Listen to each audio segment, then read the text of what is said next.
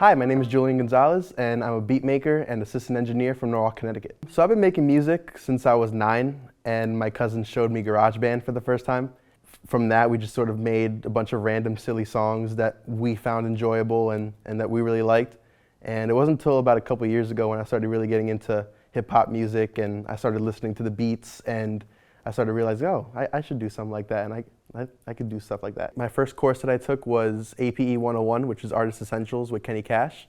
And right now I'm doing PRO 201, which is live sound with Billy. One of the things I learned was how to mix and layer instrumentals. I feel like now my beats sound a lot more full and cohesive. Being around other students and so many other incredibly talented musicians has definitely helped expose me to different genres and musical styles. The biggest thing that I was a part of at Factory were the Underground Lounge Sessions, which are a series of small radio broadcasts that we have and live performances. We have a bunch of artists and bands that come through, and it's all student run. I felt learning to be a part of a team and being a part of setting up and audio engineering was really helpful for me, because I felt like I really got to sort of live it, but also learn a lot too. It felt like really the perfect blend of work and school and applying knowledge that we learned from the courses into like actual work.